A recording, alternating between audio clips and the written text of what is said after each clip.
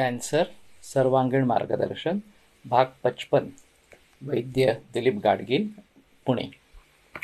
तो मैं बात कर रहा था युक्ति प्रमाण की, और ये एक अलग प्रमाण है जो चरकाचार्य ने बताया है। बुद्धि पश्यति या भावान बहुकारण योगजान युक्तिस्त्रिकाला साधनेय। तो बहुकारण योगज जो भाव है, बहुकारण योगज का मतलब है कि बहु यानी कि बहुत इस प्रकार के कारण, इनसे संयोग से, इनके इकट्ठा आने से जो भाव निर्माण होते हैं उसको जानने वाली बुद्धि ये युक्ति कहलाती है।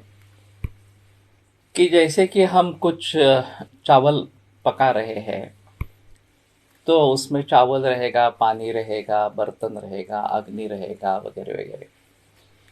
इन सभी का सम्यक तरीके से योग होने के बाद अच्छी तरह चावल पकेगा। अगर किसी में भी कुछ भी इस प्रकार की त्रुटि ये रह गई या फिर कमी रह गई, तो वो चावल अच्छा पकेगा नहीं, जो हमारा उद्दिष्ट है वो साध्य नहीं होगा। उसी प्रकार से अभी मौसम के बारे में बताते हैं कि भारत में बारिश के बारे में अनुमान लगाना काफ़ी मुश्किल इस प्रकार का है।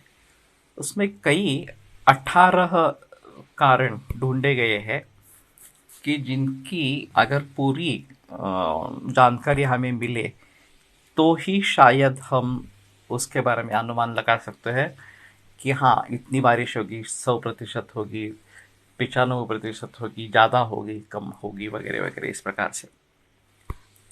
तो इस प्रकार के जो भी भाव है, जो केवल एक 1-to-1 रिलेशनशिप, एक से दूसरा संबंध, एक कारण एक कार्य, इतना ही नहीं हो, बल्कि बहुत कारण और एक कार्य इस प्रकार के हो।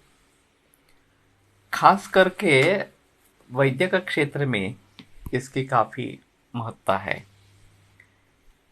कि कोई भी आदमी हो, वो किस कुल में, किस वंश में उत्पन्न हुआ है, पैदा हुआ है, उसकी रहन सहन किस प्रकार की है, वो किस देश में उसका पालन पोषण हुआ, वो बड़ा हो गया, उस देश का आहार विहार किस प्रकार का है, उसमें किस प्रकार के रोग होने की संभावना ये प्रकार की होती है, और फिर उसका शारीरिक बल कैसा है, माता पिताओं से प्राप्त हुआ बल, सहज बल किस प्रकार का है, मानसिक बल किस प्रकार का है, उसका अग्नि कैसा है, और वह अभी फिलहाल क्या खाना पीना खा रहा है। इन सभी बातों पर अगर कुछ उसको एडिक्शंस हो गए हो तो वो किस प्रकार के है, इन सभी बातों पर उसको किस प्रकार का रोग होने वाला है ये निर्भर रहता है। तो ये हर भाव अलग अलग है, उन सभी भावों को अलग अलग तरीके से समझ पाना और फिर उनका इकट्ठा परिणाम किस प्रकार का है, जब वो सम्मिलित हुए हैं तो उनका परिणाम किस प्रकार का है, ये समझ पाना ये बहुत आवश्यक होता है। तभी हम उसके बारे में जान सकते हैं कि हाँ ये चीज़ इस प्रकार से निर्माण हुई है और इतने सारे भाव उसके लिए कारण इस प्रकार के हैं।